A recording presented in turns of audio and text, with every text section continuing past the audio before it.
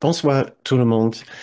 Merci d'être venu, merci d'assister à cette séance ou merci de regarder cette séance en replay. Ça fait toujours plaisir de vous voir, soit en présentiel, soit de savoir que vous êtes là, vous appréciez ces enseignements.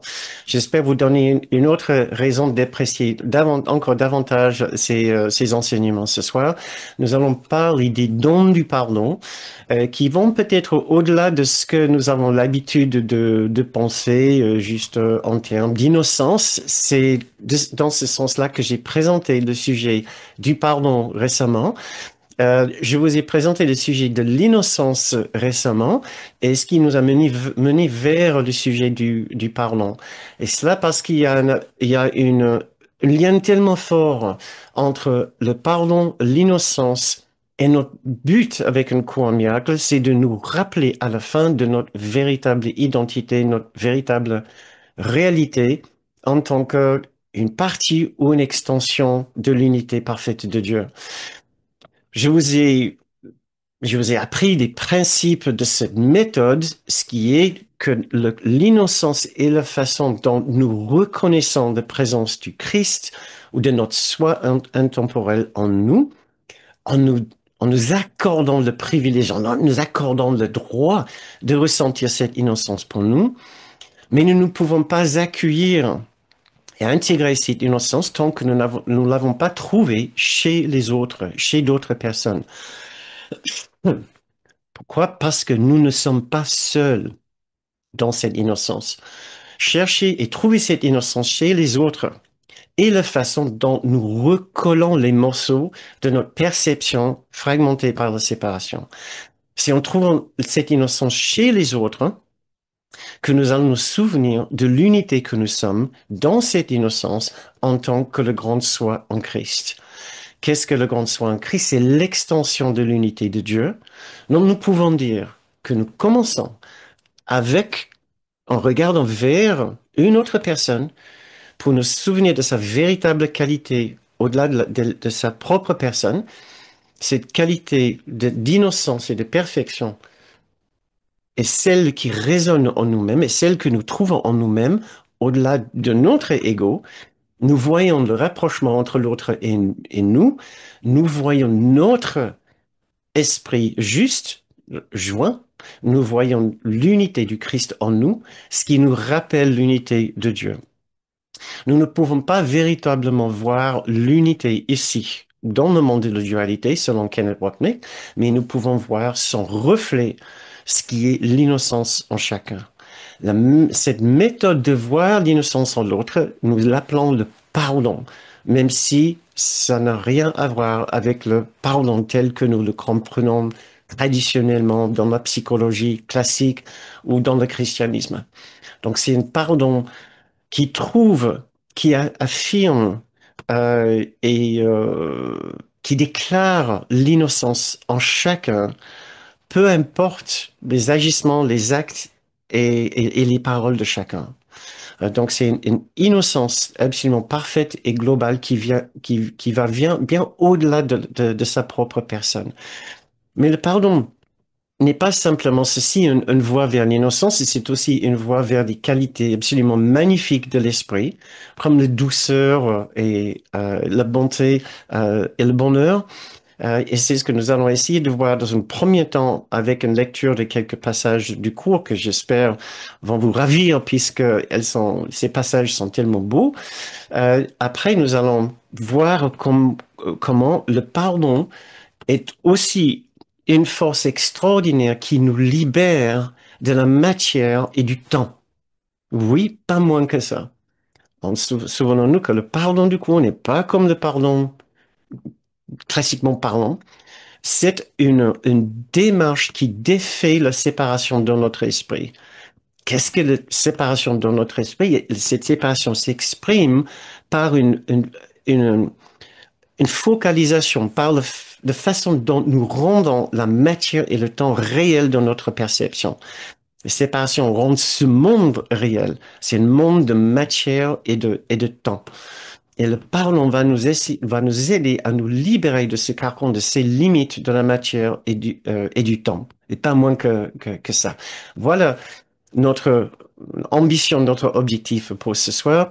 Si nous ne finissons pas tous les sujets pour ce soir, nous recommencerons, nous les remettrons juste pour la semaine prochaine. Donc, soyons, soyons reposons-nous dans les thèmes pour ce soir qui sont assez profonds, mais qui méritent aussi d'être ressentis, qui méritent qu'on passe du temps dessus. Donc, tout d'abord, quelle est cette apparenté entre le pardon et la douceur et le bonheur? J'aimerais bien vous lire ce passage qui est probablement l'une des plus belles leçons du cours pour nous mettre un petit peu dans l'atmosphère. Si vous connaissez, si vous avez votre livre devant vous, c'est la leçon 265, la douceur de la création et tout ce que je vois. J'aimerais vous inviter en même temps de vous laisser porter par la beauté, le langage poétique de ce passage, c'est aussi de voir le rapprochement avec notre thème de pardon.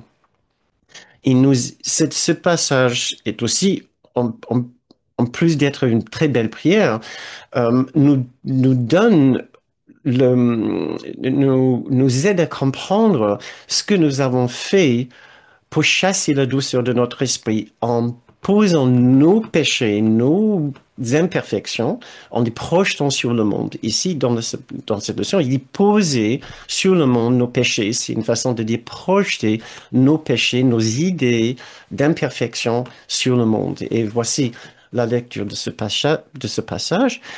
Cette leçon, j'ai certes mal compris le monde parce que j'ai posé sur lui mes péchés et les ai vus là qui me regardaient. Combien ils semblaient féroces. Et comme je me trompais en pensant que ce que je craignais était dans le monde plutôt que seulement dans mon esprit. Donc là, nous voyons vraiment le démarche du pardon, c'était de le regarder vers les autres dans cette leçon. Il parle du monde, mais il parle plus précisément de ceux sur lesquels nous avons posé nos péchés, c'est sur la tête d'autres personnes. Euh, et le processus du pardon et l'introjection, à l'inverse de la projection, c'est-à-dire de voir que le problème était tout ce temps-là en nous, en chacun. Donc, combien ils semblaient féroces, comme je me trompais en pensant que ce que je craignais était dans le monde plutôt que seulement dans mon esprit. Aujourd'hui, je vois le monde dans la douceur céleste dont resplendit la création. Il n'y a pas de peur en lui. Donc, du fait d'avoir enlevé la projection de nos péchés sur le monde, cela détend notre atmosphère intérieure, notre âme, si vous voulez, notre esprit, puisque nous avons arrêté de renforcer notre culpabilité en essayant de nous en débarrasser en le plaçant à l'extérieur de nous. Du fait de l'avoir vu à l'intérieur de nous, cela nous donne l'occasion de voir qu'il n'y a aucune raison de croire en quelconque péché. Il n'y a jamais eu de séparation, jamais eu de problème, donc aucune raison de nous culpabiliser. Il n'y a donc plus de peur dans le monde. Je continue à lire. Qu'aucune apparence de mes péchés n'obscurcisse la lumière du ciel qui luit sur le monde. Là, nous voyons encore, nous ne parlons même plus des péchés des autres. Nous parlons maintenant de nos péchés que nous avons défaits. Qu'aucune apparence de mes péchés n'obscurcisse la lumière du ciel qui luit sur le monde. Ce qui est reflété là est dans l'Esprit de Dieu. Nous ne faisons que refléter, nous ne faisons que voir dans le monde ce que nous avons vu dans notre esprit. Quand nous avons enlevé l'idée de culpabilité et de péché de notre esprit, nous verrons la vraie présence de ce qui est totalement pur en nous. Dans le langage symbolique du cours, c'est l'esprit du Christ. Euh, Voilà, c'est l'Esprit de Dieu même. Ce qui est reflété là est dans l'Esprit de Dieu. Les images que je vois reflètent mes pensées. Or, mon esprit ne fait qu'un avec celui de Dieu. Ainsi, je peux percevoir la douceur de la création. Donc, ça nous aide déjà à voir que le pardon est, est encore plus que juste un moyen de regagner notre innocence et notre identité. Notre identité, l'innocence, c'est tout un ensemble de choses qui sont si belles et si bonnes que cela peut, que cela remplira l'entièreté de notre esprit, la totalité de notre esprit avec des magnifiques qualités. Comment atteindre ce niveau, c'est par le pardon, bien sûr. Comment atteindre ce niveau de douceur, une belle vision du monde, c'est par le pardon. Nous lisons justement, euh, Jésus a inclus dans son livre d'exercices ces deux titres de leçons qui sont très explicites et qui suivent l'une après l'autre. Le pardon est la clé du bonheur. Le pardon m'offre tout ce que je veux. Et si jamais vous avez douté de tous les dons extraordinaires que le pardon peut nous donner, voici une petite lecture de ce que Jésus voudrait qu'on sache qui sont ces dons extraordinaires que nous ne devons pas sous-estimer et que nous ne devons pas oublier. Je pense qu'il inclut ces passages dans son livre qui sont particulièrement poétiques. Je vous ai trouvé quelques passages, quelques paragraphes ici, vraiment d'une grande, grande qualité poétique, justement pour nous inspirer, pour, pour que nous soyons bien, bien motivés de pratiquer ce qui peut être vraiment une, une, un entraînement, une pratique difficile pour nous, de regarder le reflet de nos péchés, de nos attaques, de nos rancœurs chez les autres et de savoir que le problème était tout ce temps-là en nous. Donc, c'est pas une pratique qui est forcément très facile, ça déplaît fortement à notre ego, mais voilà, ce genre de passage, euh, je pense que il a écrit, il nous l'a communiqué justement pour que nous soyons vraiment motivés. Écoutez ceci. C'est des extraits de la leçon 122. Le pardon m'offre tout ce que je veux. Que pourrais-tu vouloir que le pardon ne puisse donner? Veux-tu la paix? Le pardon l'offre. Veux-tu le bonheur? Un esprit tranquille, une certitude quant au but et un sentiment de valeur et de beauté qui transcende le monde? Veux-tu sollicitude et sécurité et la chaleur d'une protection sûre pour toujours? Veux-tu une quiétude qui ne peut être dérangée, une douceur qui ne peut jamais être blessée, un bien-être profond et durable, et un repos si parfait qui ne peut jamais être contrarié? Tout cela et plus, le pardon te l'offre. Il étincelle dans tes yeux quand tu t'éveilles et te donne la joie avec laquelle tu commences la journée. Il détend ton front pendant que tu dors et repose sur tes paupières de sorte que tu ne vois pas de rêves de peur et de mal, de malice et d'attaque. Et quand tu t'éveilles à nouveau, il t'offre encore un jour de bonheur et de paix. Tout cela et plus, le pardon te l'offre. Et, excusez-moi,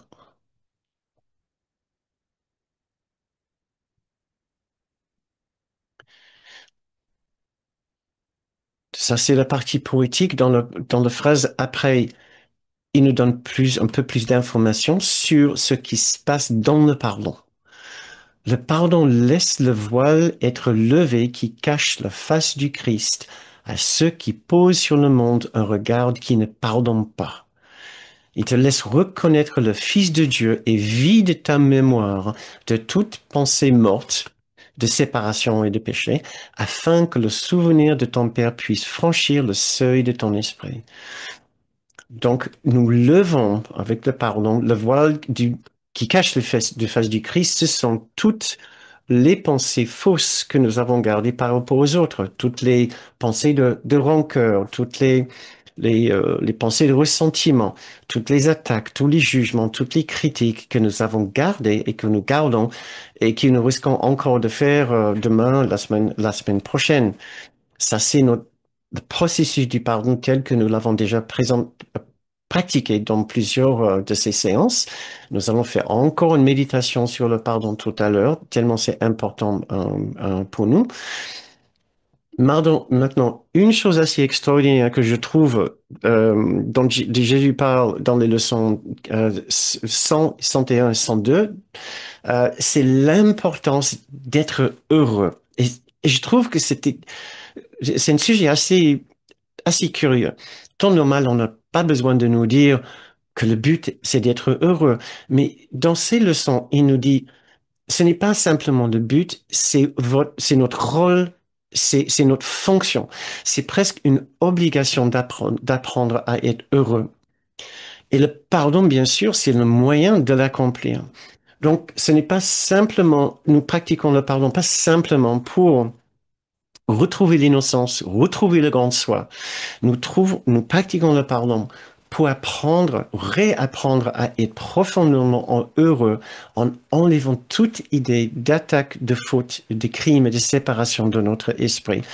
Et cela comme notre nouveau métier, comme notre nouvelle occupation dans cette vie ici, c'est d'apprendre à, à relâcher tous nos points de souffrance pour trouver ce bonheur entièrement intérieur.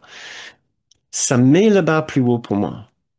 Parce que on a l'habitude peut-être de pratiquer le pardon, de pratiquer le cours quand nous sommes tristes, quand voilà, le moral baisse un petit peu, quand nous avons un petit point de chagrin, quand nous nous sentons un peu seuls, ou quand nous avons un petit point d'anxiété, ou plutôt de colère, de frustration, de contrariété. Il dit que le fruit du pardon doit devenir un état constant de bonheur. Et voici ce qu'il dit dans la leçon 100 que je trouve assez révélateur. Mon rôle est essentiel au plan de Dieu pour le salut, et mon rôle, c'est d'être heureux, tout simplement. Dans d'autres leçons, il dit mon rôle est de pardonner. Ici, il dit notre fonction d'être heureux. Et comme nous venons de lire, le moyen de devenir heureux de cette façon dont Jésus parle, c'est le pardon. Donc, nous voyons un rapprochement tellement essentiel entre notre travail de pardon, le fait d'être heureux et le fait d'être heureux comme notre nouvelle vocation, c'est ça, voilà. Notre travail, c'est la vocation. Je vous lis certains passages que j'ai choisis de cette leçon. Ta joie doit être complète pour que le plan de Dieu soit compris de ceux à qui il t'envoie. Ils verront leur fonction dans ton visage rayonnant et ils entendront Dieu les appeler dans ton rire heureux. Te demande d'être heureux afin que le monde puisse voir combien il aime son Fils et veut qu'aucun chagrin ne surgisse pour réduire sa joie, qu'aucune peur ne l'accable pour troubler sa paix. Nous nous préparons aujourd'hui pour cela pendant nos périodes d'exercice de 5 minutes, en sentant monter le bonheur en nous, selon la volonté de notre Père et la nôtre. Je trouvais cette expression intéressante, comme si soudain, Jésus nous invite à nous entraîner à sentir monter le bonheur en nous. J'avais jamais entendu une méditation de ce genre. Je continue. Commence les exercices par le pensée que contient l'idée d'aujourd'hui, puis rends-toi compte que ton rôle est d'être heureux. Cela seul est demandé de toi ou de quiconque veut prendre sa place parmi les messagers de Dieu. Donc, ce n'est pas à prendre à la légère, mais de y réfléchir sérieusement. Comment sommes-nous tous les jours? Quelle face présentons-nous? Quel visage présentons-nous? Nous ressentons-nous une certaine bonheur intérieur, certaine satisfaction, certaine sécurité et abondance intérieure? Il nous dit, voilà, il suffit de pardonner et trouver l'innocence pour que ces qualités de sécurité et de bonheur et déjà s'installent dans nos cœurs et dans nos esprits. Et maintenant, pour finir, regarde au plus profond de toi, sans te laisser chagriner par toutes les petites pensées et les sautes buts que tu dépasses tout en t'élevant pour rencontrer le Christ en toi. Je trouve magnifique. Je trouve aussi assez compliqué. Je, puisque comme moi, j'imagine qu'il y a des moments, qu'il y a des baisses dans la journée ou certaines fluctuations d'esprit et d'humeur dans la journée. Et je trouve vraiment intéressant et important de songer à ce que Jésus nous dit ici. Combien c'est important de réfléchir à la qualité de notre esprit, à ce que nous ressentons jour après jour. Et de nous présenter l'idée que si nous le voulons, nous pouvons être heureux de cette façon dont il présente ici. Plus encore, il nous dit, c'est pas simplement possible, c'est notre rôle. Pas du tout comme une obligation. C'est pas du tout le diktat ou les dictatures du bonheur tel qu'on en parle aujourd'hui parfois. Ceci est le bonheur de reconnaître la réalité de l'innocence pure que nous sommes et qui est la réalité chez les autres aussi. Ceci n'est pas l'imposition d'une bonheur. Tu seras heureux aujourd'hui. Ce n'est pas du tout ça.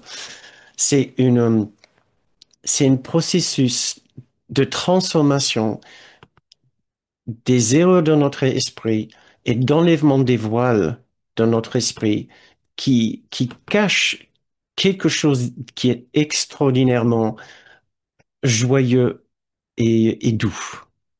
Voilà. Continuons notre exploration de ce sujet du pardon et les différents dons du pardon. Je vous ai dit que ce mois-ci, pour finir notre programme sur les 6 piliers de l'esprit juste, que nous allons entrer dans une phase plus métaphysique, un petit peu plus difficile à comprendre, puisque à un moment, nous devons dépasser les limites de notre psychologie ordinaire, de notre psyché ordinaire, et ouvre notre esprit à des réalités probablement au-delà de ce que nous pouvons vraiment intégrer pour l'instant. Mais il faut les présenter puisque nous approchons maintenant le sommet de l'esprit, dans les aires rarifiées de l'esprit ou le stratosphère de l'esprit, nous nous rapprochons de l'unité parfaite et en nous rapprochant et en montant, en faisant notre ascension, nous devons contempler, au moins considérer la possibilité de ces idées extraordinaires qui sont dans le cours, mais sur lesquelles nous passons assez souvent, puisque un peu au-delà de notre capacité de conception, de les concevoir, et nous voyons pas forcément l'utilité maintenant pour nous.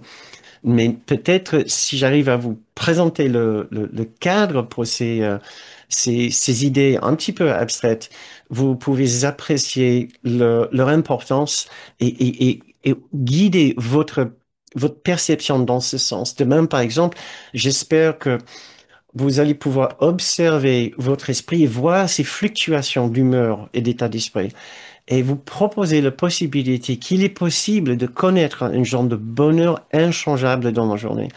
En plus de cela, c'est exactement ce que Dieu veut qu'on fasse. Ce n'est pas une chose égoïste dans le cours d'être heureux. Ce n'est pas une joie forcément expressive. C'est juste une joie qui est dans notre cœur, qui nous dit tout va bien dans la réalité profonde et en toi et en chacun.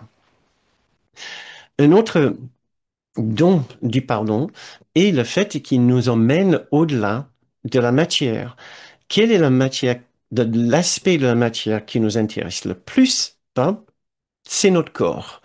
Pour moi-même, pour vous-même, j'imagine que l'aspect de la matière qui vous intéresse le plus, et qui est au sujet de toutes vos réflexions et vos considérations, c'est votre propre corps, ce que vous considérez vous-même, tout comme je peux considérer mon corps comme étant moi-même. Ce qui est un non-sens dans un cours miracle, strictement parlant, puisque nous ne pouvons jamais être un corps. Nous ne pouvons jamais être un corps puisque nous ne pouvons pas réellement vivre dans ce monde. Pourquoi? Puisque ce monde est une illusion et contredirait la parfaite unité si ce monde pourrait être vrai. Mais là, je me devance un petit peu. Euh, oui, l'innocence que nous cherchons, en nous et chez les autres, n'est pas dans le corps de l'autre, ni dans notre corps, n'est pas associé avec l'individu proprement parlant. Quand nous cherchons l'innocence dans l'autre personne, nous sommes amenés à porter notre vision, notre perception au-delà de la personne elle-même, même si nous pouvons constater des aspects ou des qualités positives et bénéfiques dans l'esprit de l'autre personne.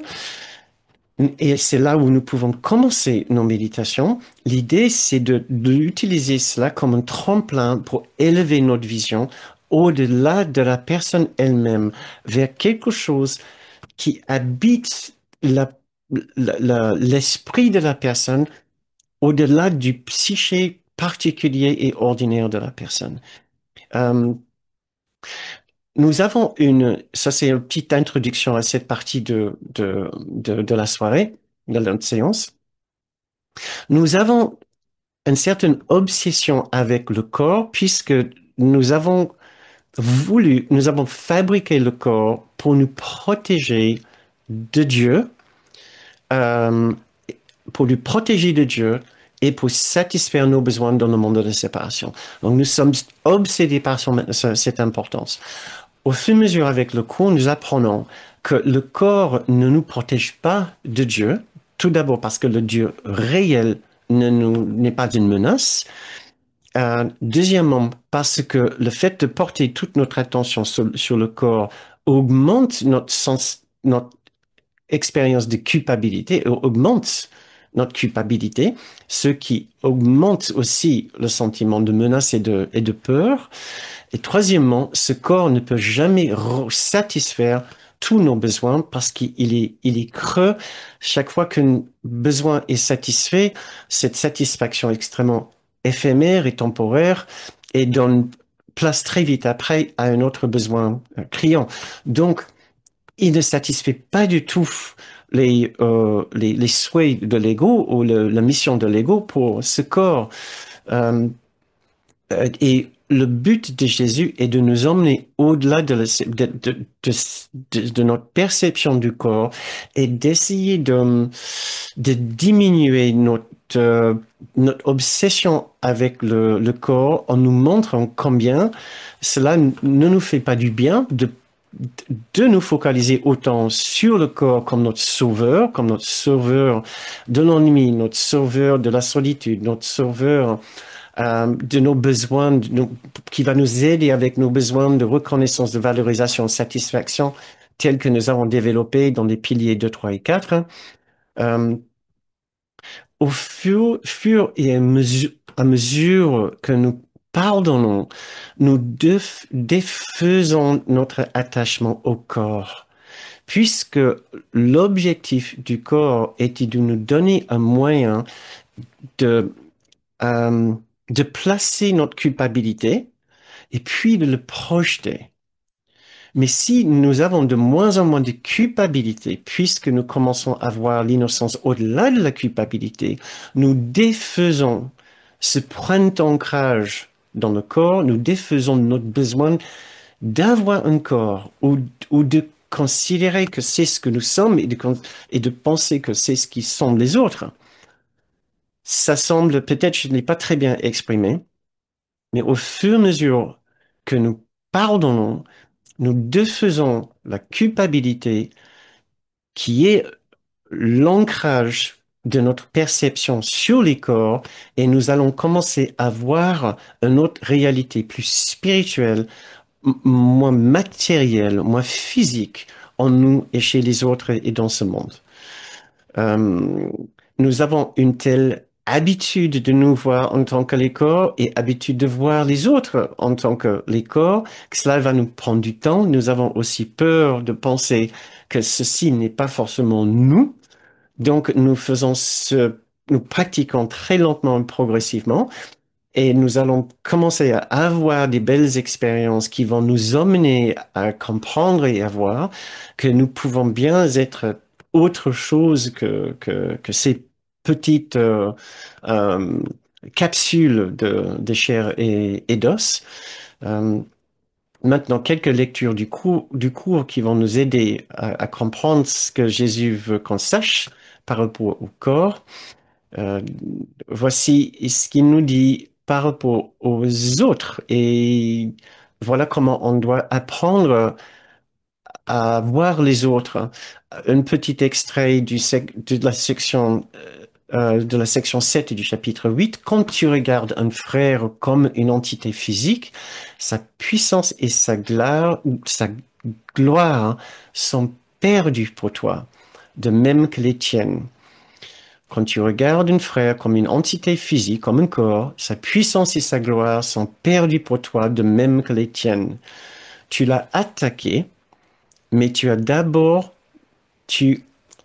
tu as dû d'abord t'attaquer toi-même. Tu l'as attaqué en voyant l'autre personne comme un corps, puisqu'on le sépare de sa véritable identité purement spirituelle en tant que pur esprit. Nous l'avons fait puisque nous nous étions d'abord attaqués en nous voyant dans un corps. Par la suite, nous avons voulu voir les autres comme les corps, puisque l'image qu'on a de soi-même est toujours l'image que nous projetons sur les autres. Donc, nous avons tort, voilà, de voir les autres comme des entités physiques. Ici, dans l'introduction au chapitre 25, le Christ en toi n'habite pas un corps. Donc, nous ne cherchons pas à voir le Christ dans le corps de l'autre personne, en cherchant, en observant, en auscultant quelqu'un très soigneusement, mais c'est où le Christ dans cette personne? Le Christ n'est pas dans son corps. C'est quelque chose dans son esprit qui nous rappelle le Christ dans son esprit. Or, il est en toi et ce doit donc être que tu n'es pas au-dedans d'un corps. Donc, le Christ n'est pas dans un corps, or il est en toi, et ce doit donc être que tu n'es pas au-dedans d'un corps. J'ai trouvé ça très intéressant. Euh, et voilà encore un autre passage qui va nous aider à comprendre que l'autre personne ne peut pas être un corps parce que nous ne pouvons pas être un corps. Voici de la leçon 167. L'esprit ne peut pas changer ce qu'est son état de veille. Il ne peut pas faire un corps ni demeurer au-dedans d'un corps. Donc, le cours Jésus ne sont pas partisans d'ici cette idée que l'esprit est dans le corps. Ils, ils apprécient plus l'idée que le corps est dans l'esprit. Et donc, quand nous voyons notre corps, nous essayons de voir l'esprit dans lequel le corps peut être. Je sais, c'est assez abstrait, comme je vous ai dit, néanmoins, c'est des sujets très importants. Écoutez, ceci, je ne suis pas un corps. C'est une phrase du cours, c'est pas un moi. Combien de fois est-ce que vous pensez, nous lisons cette bout de phrase dans le cours? 10 fois, 20 fois, 30 fois, 46 fois. Alors, Jésus ne veut pas non plus que nous le répétions comme un mantra pour nous convaincre que nous ne sommes pas un corps, mais juste pour ouvrir un autre espace dans notre esprit où nous considérons la possibilité de ne pas être ce que nous avons toujours pensé être.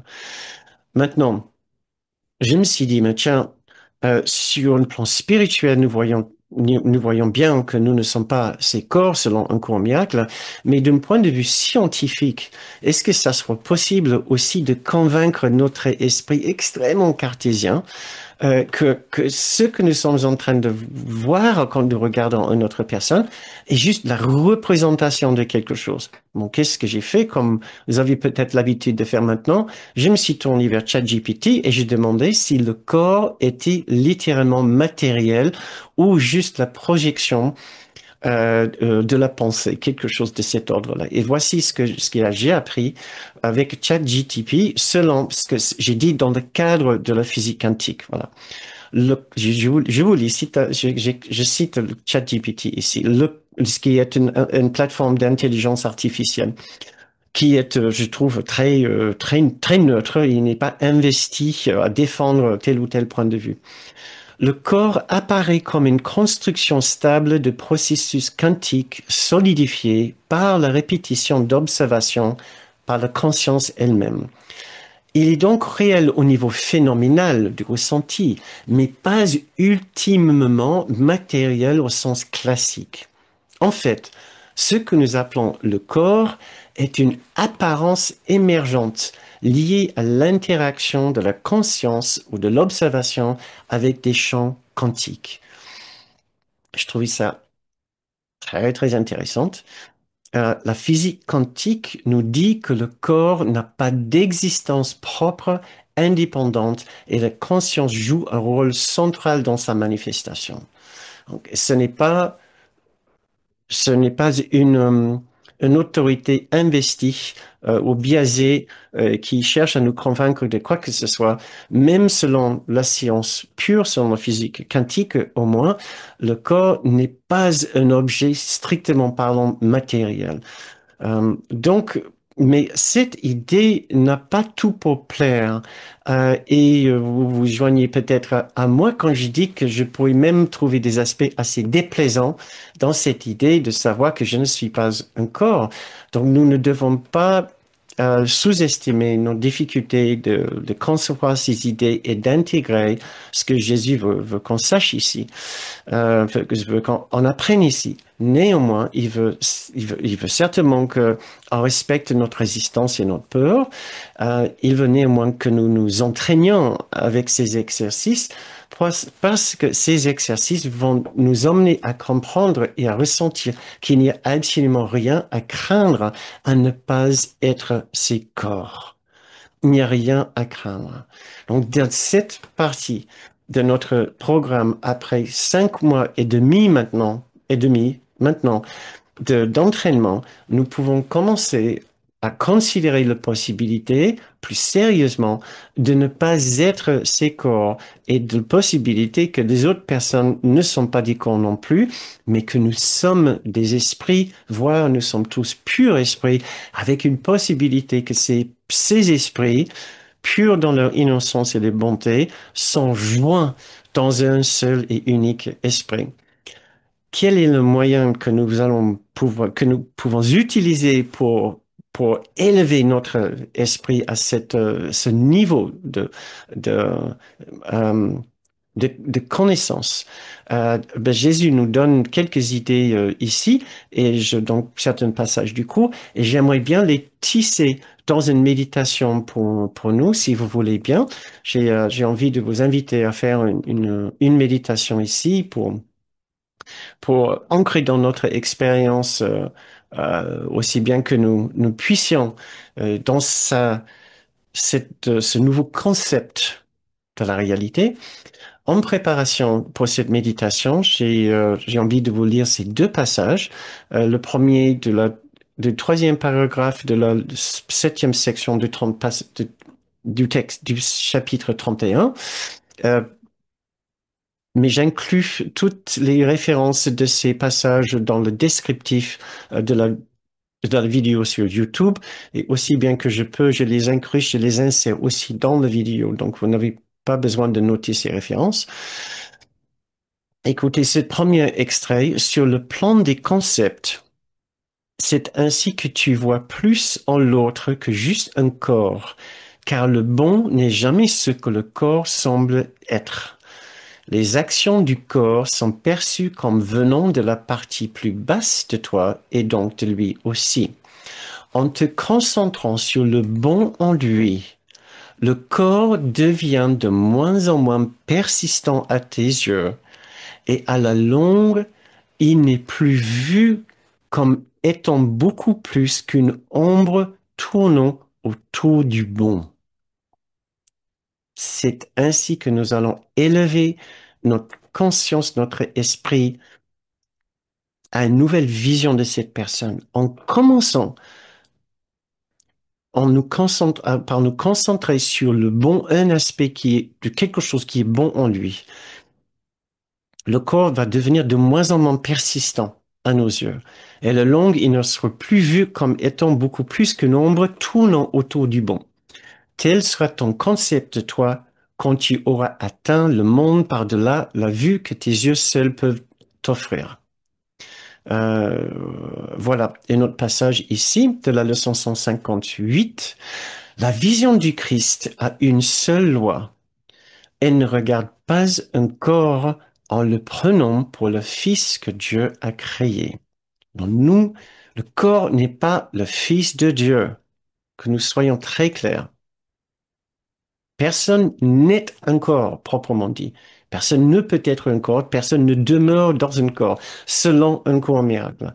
C'est une idée assez perturbante, j'admets, mais ayons confiance dans notre guide et essayons de comprendre sa nouvelle vision et comment cela peut nous emmener non pas vers la peur, mais vers la joie et le bonheur. Elle ne regarde pas un corps en le prenant pour le Fils que Dieu a créé. Elle contemple une lumière au-delà du corps. La Christ, la vision du Christ contemple une lumière au-delà du corps, une idée au-delà de ce qui peut être touché, une pureté non ternie par les erreurs, les fautes pitoyables et les pensées effrayantes de culpabilité venues des rêves de péché. La vision du Christ regarde au-delà de tout cela. Elle ne voit pas de séparation et elle regarde chacun, chaque circonstance, tous les événements et tout ce qui arrive.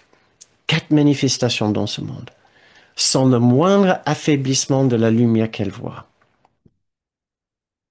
Moi, je trouve ça vraiment magnifique. Donc, c'est ça la vision du Christ. Et nous pouvons prétendre à connaître, à avoir cette vision en pratiquant ces leçons. Donc, si vous voulez bien vous installer pour méditer avec moi,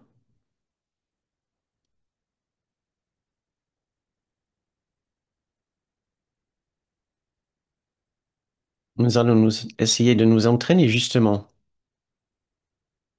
avec cette idée de voir au-delà du corps et voir le bon et le corps qui n'est plus que nombre. Euh, le, voilà. Je vais intégrer aussi des passages de la leçon 121 dans cette méditation. Donc, si vous voulez bien fermer les yeux ou baisser votre regard, commencez à vous intérioriser. Nous allons essayer de mettre en pratique les suggestions, les conseils de notre grand frère Jésus.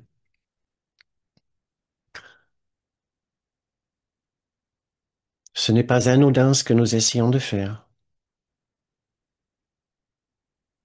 Voulons approcher cet instant avec une certaine intériorité en nous invitant à avoir une belle expérience de cette méditation. Si cela vous aide de juste prendre une, un ou deux grandes inspirations,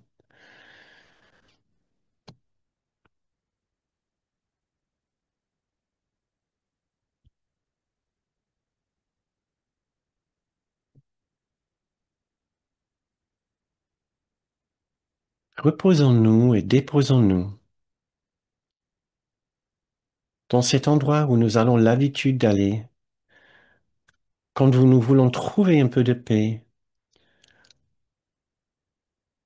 paix de ce monde, un refuge au-delà de et en dehors de ce monde. Vous avez l'habitude d'y aller.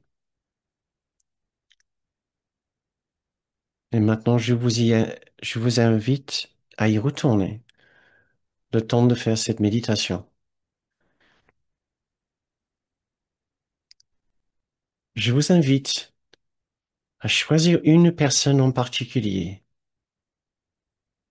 qui vous pose une certaine difficulté pour trouver le Christ en lui. Dans le langage de Jésus, dans sa leçon 121, commence cet exercice en pensant à quelqu'un que tu n'aimes pas beaucoup, qui semble t'irriter ou que tu regretterais d'avoir à rencontrer. quelqu'un que tu méprises vraiment ou que tu essaies simplement d'ignorer.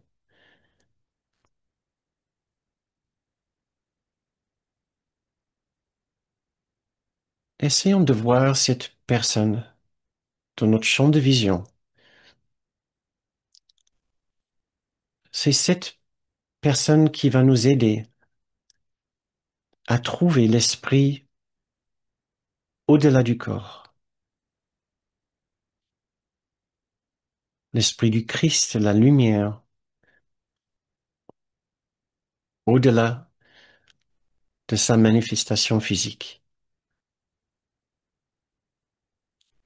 Regardons cette personne et trouvons en lui ce que nous trouvons désagréable. Peut-être ce n'est pas très difficile, mais nous n'allons pas passer beaucoup de temps dans cette partie de l'exercice qui est si facile pour une partie de notre esprit. Nous voulons réveiller une autre partie de notre esprit. Nous voulons commencer par comprendre qu'il n'y a pas que ceci dans cette personne. Il n'y a pas que ce qui est désagréable ou ce qui est irritant dans cette personne. Il y a aussi quelque part du bon en elle. Quelque part, peut-être bien caché, mais néanmoins réel en elle. Il y a aussi le bon. Essayons maintenant de trouver ce qui est bon en cette personne, peu importe la façon dont nous concevons cette bonté, cet aspect moins désagréable en cette personne. Si vous connaissez cette personne, peut-être que vous pouvez trouver les signes spécifiques de la bonté dans cette personne. Une chose que cette personne a bien faite, un instant de gentillesse, un aspect de sa vie où la personne n'est pas si injuste ou égoïste.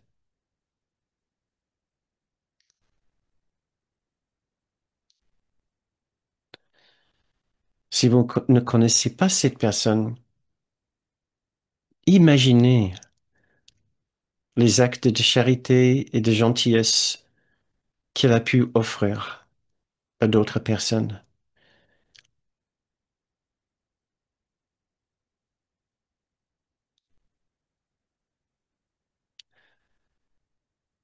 Faisons un effort sincère de mettre de côté ce qui est désagréable chez cette personne et de porter votre attention de plus en plus à cette petite partie de cette personne que vous pouvez considérer bonne, bien, gentille, juste, douce.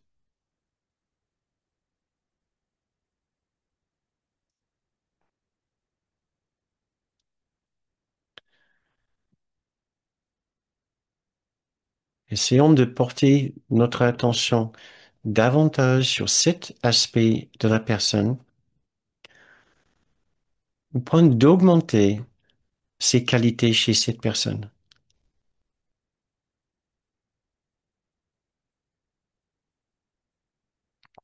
Essayons maintenant de trouver la source d'inspiration de ces actes de bonté en cette personne.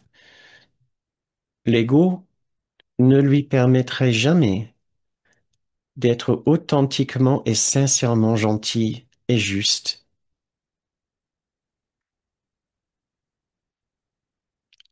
si ce n'était pas l'ego qui lui a inspiré de tels actes.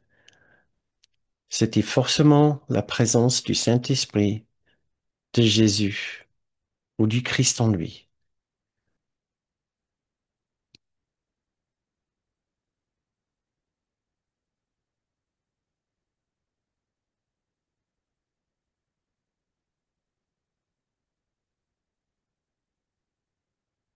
Essayons maintenant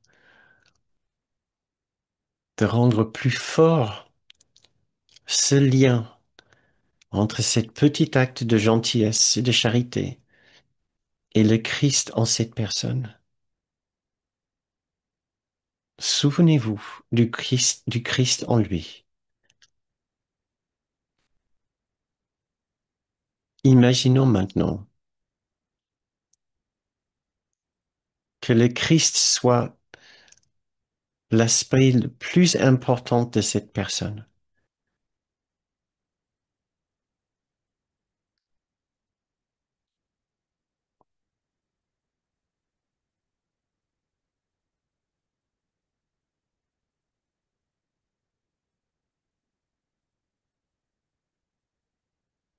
Si vous voulez, vous pouvez imaginer la présence du Christ comme une brillante lumière.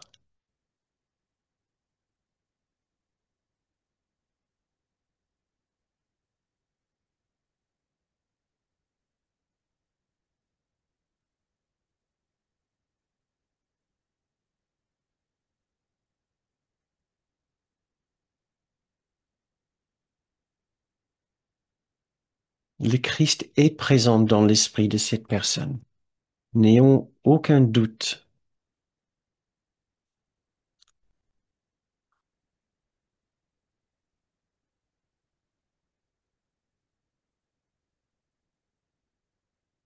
Essayons de voir cette lumière dans l'esprit de l'autre personne qui lui inspire ces actes de gentillesse et de douceur sans égaux.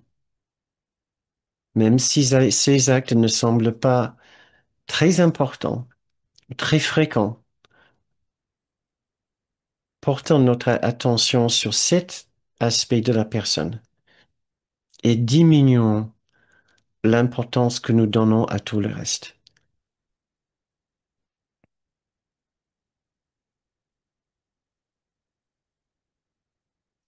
Essayons maintenant de voir cette lumière du Christ plus importante que la présence du corps de cette personne.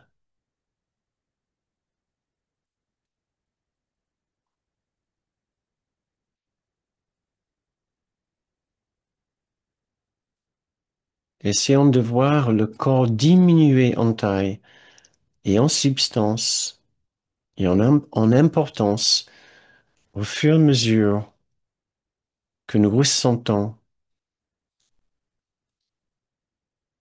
cette extraordinaire lumière dans l'esprit de cette personne. Il est impossible que cette lumière ne soit pas présente dans l'esprit de cette personne.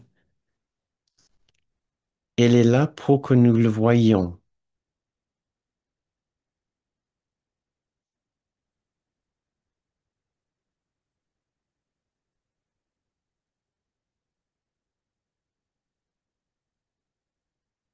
Le corps de cette personne ne peut pas contenir cette lumière du Christ, tout comme nos corps ne peuvent pas contenir la lumière du Christ qui est en nous.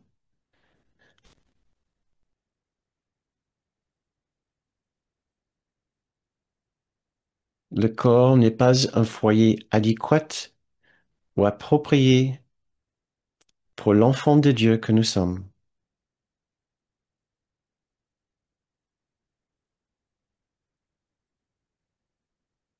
Nous sommes tous infiniment plus grands que ces corps.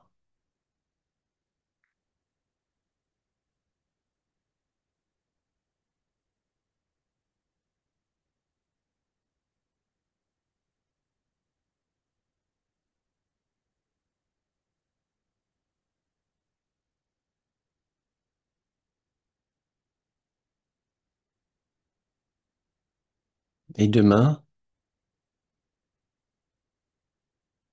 quand nous nous occupons de nos tâches, de notre travail, de nos déplacements, en faisant nos courses,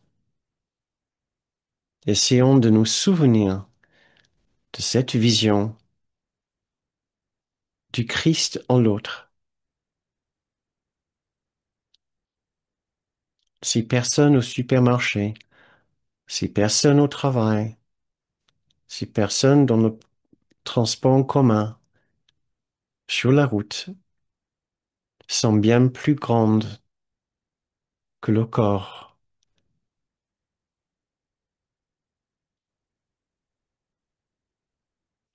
Nous allons continuer à avoir une relation, une communication avec le corps, comme d'habitude.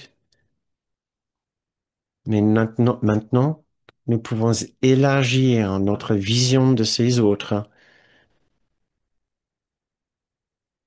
pour accepter et accueillir ce qui est bien plus grand que l'ego et le corps.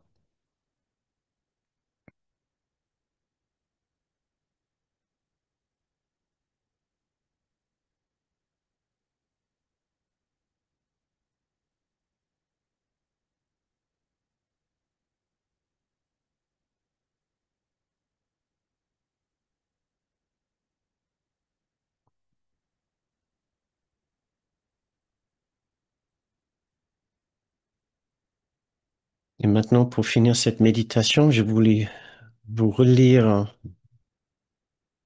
la prière avec laquelle nous avons commencé cette séance. La douceur de la création est tout ce que je vois.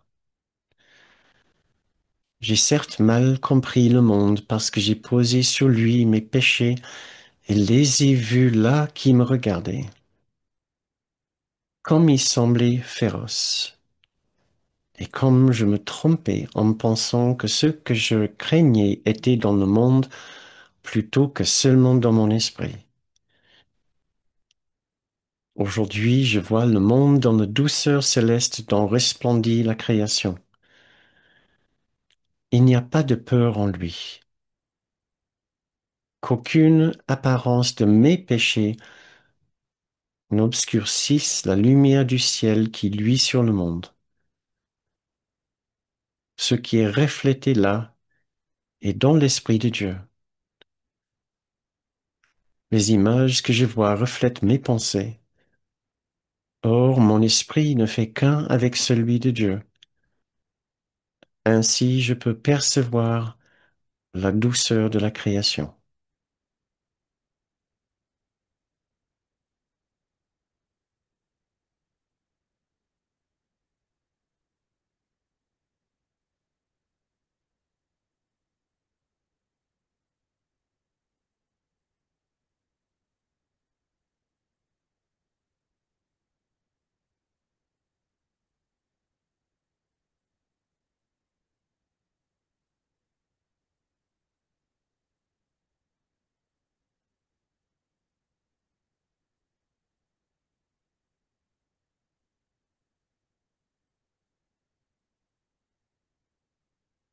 Très bien. C'est maintenant la fin de cette méditation et la fin de notre séance ce soir. Si vous souhaitez rester dans cette méditation, je vous invite à baisser le son sur votre appareil ou à quitter la séance. Si vous souhaitez continuer la séance avec nous, je vous invite à ouvrir les yeux.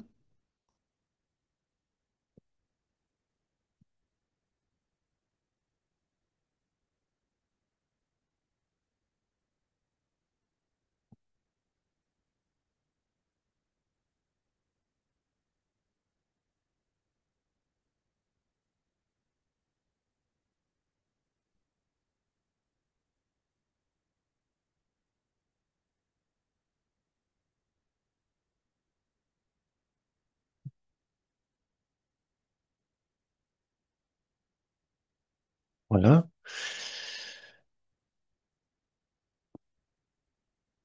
Donc, si vous devez partir maintenant, merci d'être venu. Merci sincèrement d'avoir passé votre temps et votre soirée avec nous. Si vous avez regardé ceci en replay, j'espère que cela vous a fait plaisir, vous donner quelques idées, quelques pratiques pour réfléchir au cours autrement, euh, à pratiquer autrement.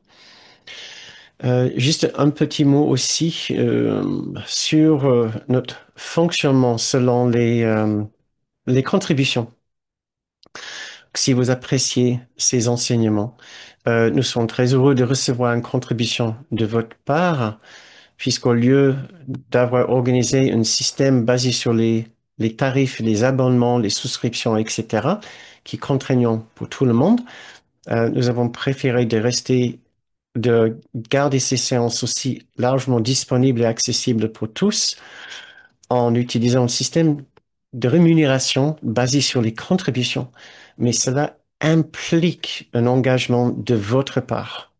Cela implique un engagement et un mouvement de votre part. Donc, si vous avez l'impression de profiter de ces séances, si elles vous enrichissent, nous vous invitons à faire une contribution pour nous rémunérer pour notre travail, comme vous feriez pour un cours, pour n'importe quel cours, n'importe quel travail, et que vous pouvez faire en allant sur notre site bernardgourme.com où vous trouverez l'onglet contribution. Nous vous remercions d'avance pour votre aide et votre contribution. Euh, Très bien. Donc, je vous ai maintenant autorisé à ouvrir vos micros. Donc, vous pouvez, si vous avez envie de participer ce soir, vous pouvez nous poser des questions, me poser une question dans le fil de chat. Vous pouvez ouvrir votre micro et nous le poser en live. Merci pour vos remerciements et, euh, et merci pour vos au revoir. Et voilà, ce sera avec plaisir que on se reverra lundi prochain, si vous pouvez, si vous êtes, si vous avez envie de revenir. Très bien. Je rattrape juste le fil de chat parce qu'il y a eu quelques messages. Merci beaucoup pour vos messages. Euh, Très bien. C'était question, pourquoi nous sentirons-nous menacés par Dieu? Ah, c'était le Dieu de l'ego. Voilà. Comme j'ai voulu effectivement rebondir, j'ai dit nous nous sommes réfugiés dans le corps pour nous protéger de Dieu, puisque nous nous sentons menacés par Dieu, mais le Dieu de l'ego. C'est le Dieu de l'ego. On a imaginé une séparation. C'est la question de Patrick. Pourquoi nous nous sentirons menacés, nous te sentirions menacés par Dieu? Parce que dans la folie de l'ego, son histoire folle, il nous a convaincus que la pensée de séparation n'était pas une lubie, mais était un crime de déicide. Selon l'ego, nous avons assassiné Dieu. Et nous l'avons laissé ensanglanter sur sa trône. Il n'a qu'une qu'un besoin maintenant, c'est de se ressusciter ce qui semble qu'il a fait et de nous pourchasser à travers l'éternité et dans la matière pour nous ôter la vie que nous avons prise de lui. Donc c'est la peur au fond de chacun, c'est que Dieu les retrouve et leur fait payer pour leur crime de séparation, d'avoir voulu être le créateur à sa place. Ça, c'est dans la folie pure de l'ego qui est interprété par différentes religions, par différentes spiritualités de façon différente, mais c'est toujours à peu près les mêmes idées. Il y a un créateur. Si on ne fait pas attention, si on ne fait pas ce qu'il faut, ce créateur ne va pas nous aimer, ne va pas nous accepter au sein de lui, mais va nous juger, nous punir. Et ces corps sont censés nous protéger de notre culpabilité, un endroit où nous pouvons nous réfugier, soit pour nous racheter dans ces corps en souffrant ou en faisant des bonnes œuvres pour nous racheter, pour nous valoriser aux yeux de ce Dieu, pour que quand nous le rencontrions pour la dernière fois, il soit clément avec nous. Donc, Patrick, tu peux me dire si c'est toujours un peu confus pour toi. Euh, Merci, Pauline. J'ai parfois encore du mal à faire le lien entre l'innocence vue en l'autre et en moi et la fin de la peur ou le sentiment de sécurité. La peur est difficile à ressentir. Euh, merci, merci, Tiffen. Je vois, Guy, que tu as ouvert ton micro. Je vais essayer juste de répondre aussi, Brigitte, excuse-moi, je vais juste essayer de répondre à cette question. Euh, OK. Cette innocence, l'innocence que nous cherchons en l'autre n'est pas dans sa personnalité. C'est quelque chose au-delà de la personnalité elle-même. Et donc, c'est là où nous trouvons, en fait, le résonance ou le rappel ou le parallèle avec nous-mêmes. Notre innocence n'est ni dans notre ego, ni dans notre corps, ni dans le psyché individuel. C'est quelque chose de plus pur et de plus parfait que cela. Et c'est là où nous trouvons l'idée de l'unité, trouver ce qui est profondément bon dans l'esprit de l'autre, pas dans la personne de l'autre, certainement pas dans son ego. Trouver quelque chose qui est pur, qui est le lien entre cette personne et Jésus, et le Saint-Esprit, et le Christ dans l'esprit. Quand nous trouvons ce lien, nous nous souvenons de ce lien. Nous nous souvenons de ce lien, que nous n'allons pas le voir visuellement, optiquement. C'est quelque chose que nous ressentons dans l'esprit quand nous pensons pensons à cette personne. Euh, donc, ce n'est pas quelque chose que nous allons voir visuellement. Nous pouvons aussi bien avoir cette expérience de voir l'innocence en lui dans notre esprit que quand nous sommes face à cette personne. Des fois, c'est plus facile puisque quand nous avons la personne en face de nous, nous portons notre attention sur sa particularité. Donc, c'est plutôt un souvenir de quelque chose qui est pur et bon chez l'autre, qui est exactement la même chose qui est pure en nous. Donc, la deuxième partie de ta question est la fin de la peur ou le sentiment de sécurité. Oui, la seule raison pour laquelle nous ressentons une peur quelconque, c'est parce que nous avons donné une certaine valeur ou réalité à la culpabilité. La- Quand nous nous souvenons de cette extraordinaire innocence, ça balaye immédiatement toute idée de peur, puisque nous savons que la seule chose dont nous sommes dignes, c'est l'amour.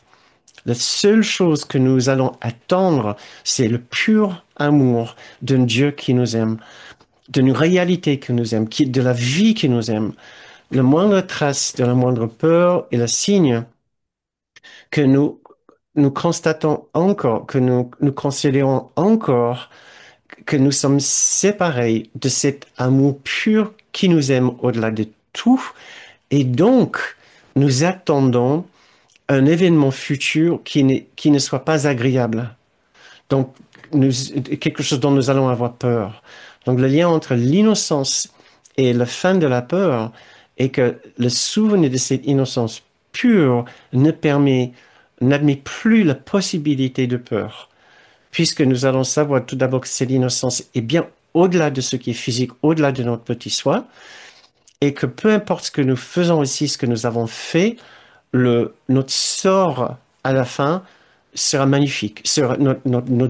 Notre destin est déjà bouclé dans l'amour et absolument certain dans une joyeuse réception au ciel.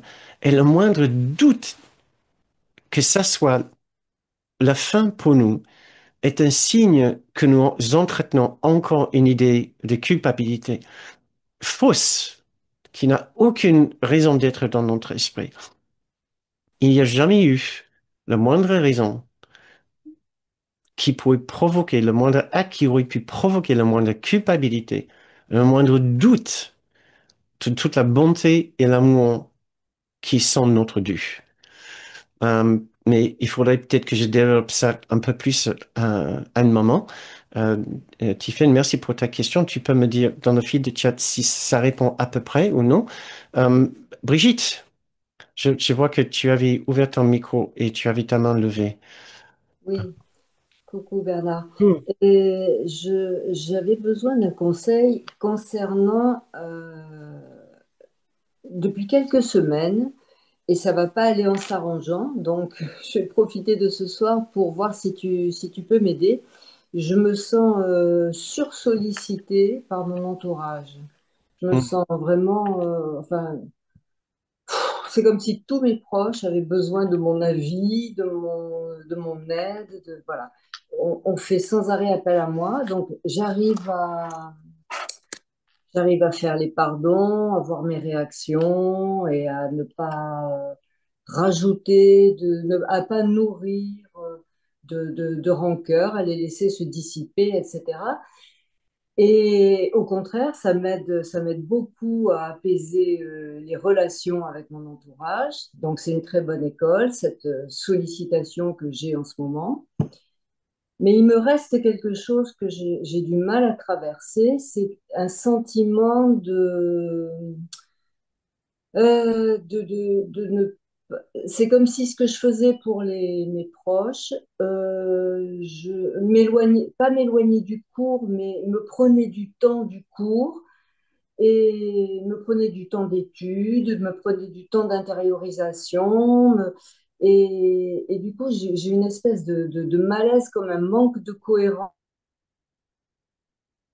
Le fait de trop donner à l'extérieur, d'être trop happé par le monde extérieur, il y a une petite pensée dans mon esprit que je n'arrive pas à lâcher, qui dit oui, mais c'est pas cohérent. Ta vie, tu vois, tout à Mhm. l'heure, on disait le pardon, ma fonction, c'est la joie.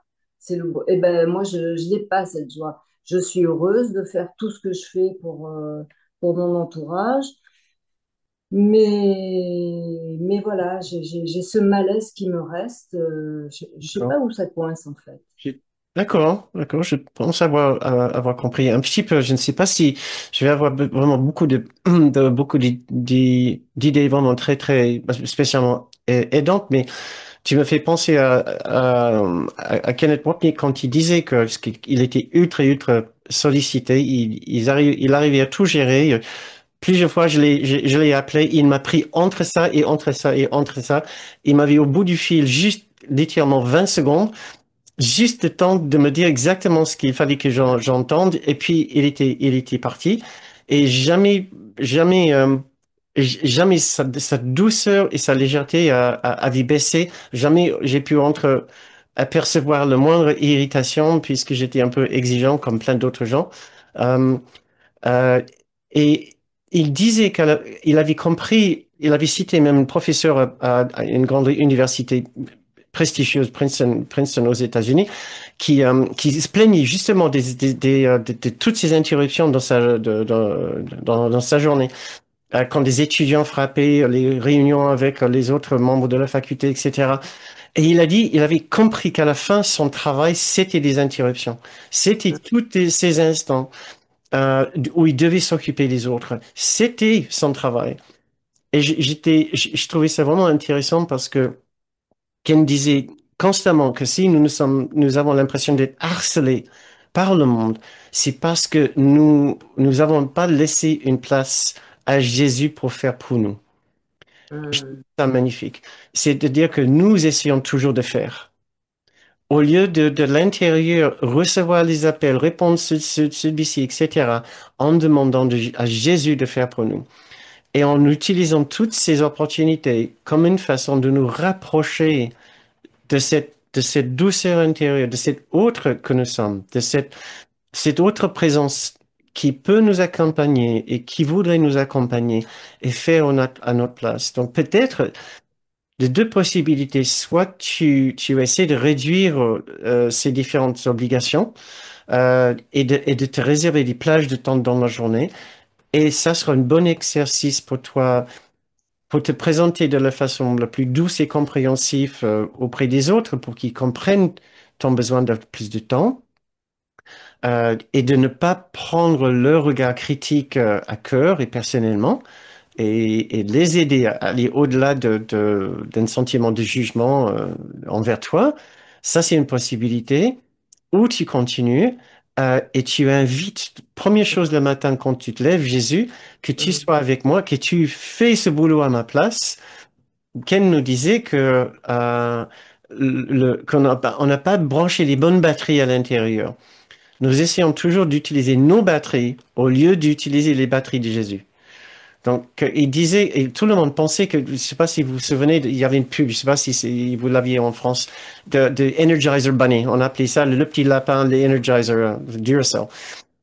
Et le petit lapin qui sautait, sautait, sautait, c'est un jouet dans le pub, qui sautait bien, bien, bien plus longtemps que tous les autres. Quand les autres, clac, ils tombaient, il disait, on disait de Kenneth qu'il était comme le Energizer Bunny, le petit lapin, lapinou Energizer, parce qu'il s'était branché des bonnes batteries. Voilà.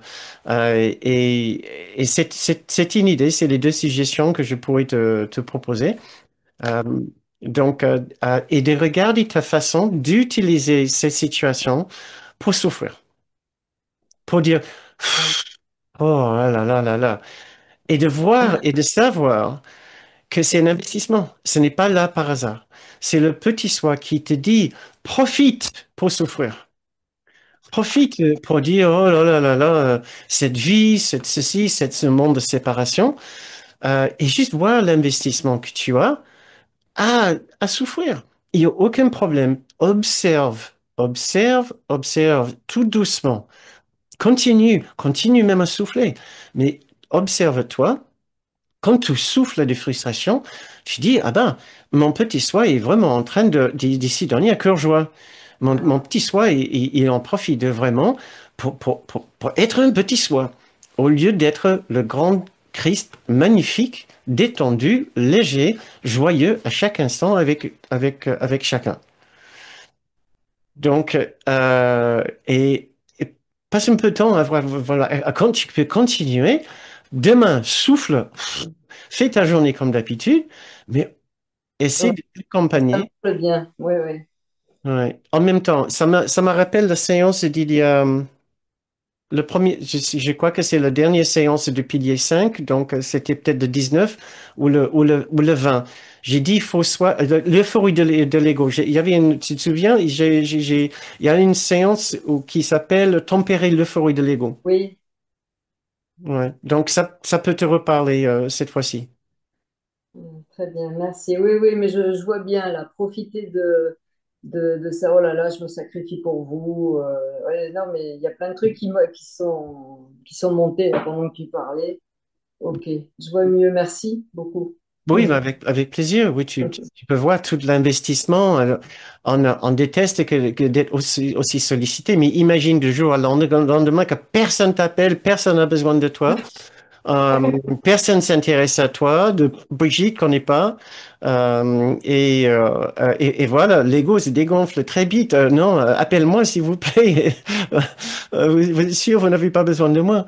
Donc, on voit combien on est investi, on aime, mais on joue ce double jeu de souffrir de cette sollicitude. Donc, bon, Merci. merci Brigitte pour ta question.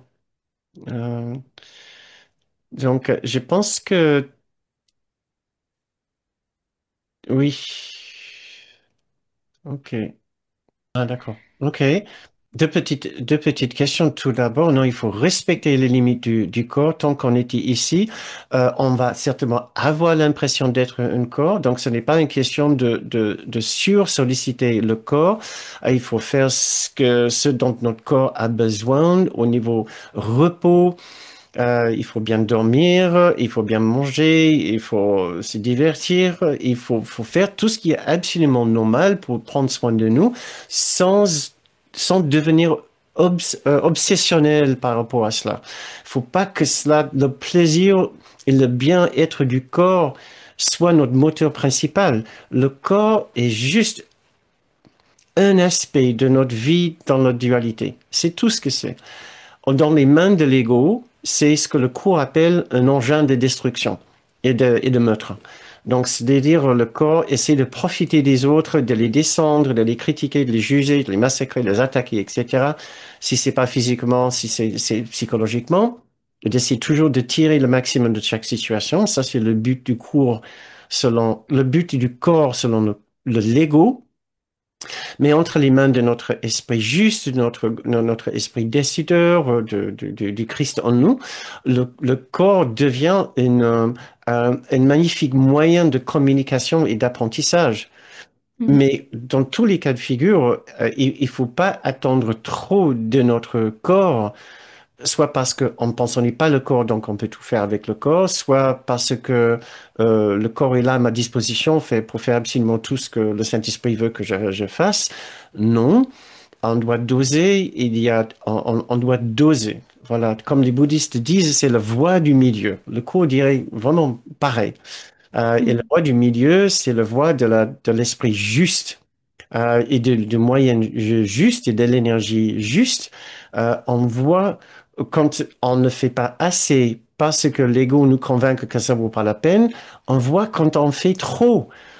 Parce que l'ego nous dit, fais plus et tu seras récompensé. Fais plus et tu seras reconnu. Fais plus et tu seras valorisé. Tu seras plus satisfait. On dit non. Je vais pas faire plus pour cette raison-là maintenant, non plus.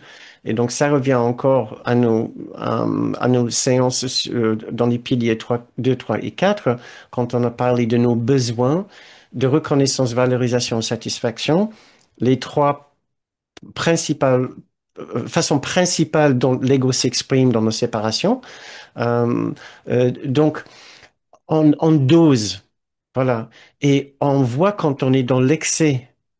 Ouais, de l'excès, de ne pas faire assez par des primes, l'excès quand on fait trop parce qu'on veut la valorisation et la reconnaissance ou la satisfaction de pouvoir bien dormir le soir parce qu'on est vraiment fatigué puisqu'on a fait plein de choses.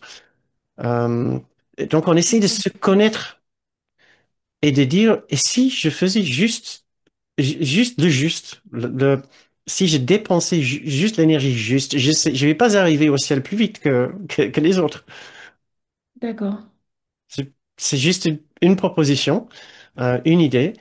Et par rapport au corps comme un temple, effectivement, c'est une idée qui est pratiquée par beaucoup de spiritualités qui voudraient effectivement spiritualiser le corps.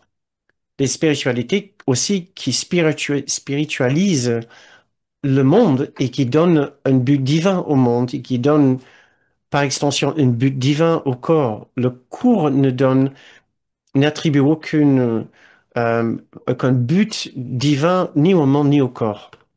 D'accord. Ce sont juste des éléments dans notre perception, tant que notre perception est confuse par l'idée de la séparation. Et le seul objectif, quand on est dans l'emprise de la confusion de la séparation, c'est de nous servir de ces éléments, que ce soit notre corps, le corps des autres, les autres objets autour de nous, le monde, pour clarifier ces erreurs de notre esprit, pour comprendre nos erreurs de pensée, nos erreurs euh, de conception de la réalité, et de voir comment nous continuons à nous servir de ce monde pour rester dans cette confusion, en pensant se faire du bien. Or, on voit à la fin, on est épuisé, on est en burn-out ou on est surfatigué, ou on est en déprime puisque après tout ce qu'on a fait, ça donne rien, ça tombe à plat, ou je me sens aussi vide que avant que j'ai commencé. Donc tous les jours, on trouve une autre raison de faire. Ce n'est pas pour satisfaire le corps ou l'esprit du corps. C'est pour trouver ses dons intérieurs, pour trouver le calme dans chaque situation d'agitation. Ça ne veut pas dire de sortir de l'agitation. Hein, c'est aussi pour toi, Brigitte. C'est pas pour se réfugier dans le silence et dans la méditation, qui sont aussi très bénéfiques, ces moments. Mais c'est pour trouver le silence et le calme dans ces situations d'agitation. Kenneth utilisait souvent cette métaphore, et je ne sais pas qui l'a énoncé pour la première fois. C'était un grand compositeur, Kenneth, qui était grand fan de la musique classique. Euh, euh, euh, et ce compositeur, il a dit, le secret de la musique est que la vraie richesse de la musique est dans le silence entre les notes. C'est pas dans les notes elles-mêmes.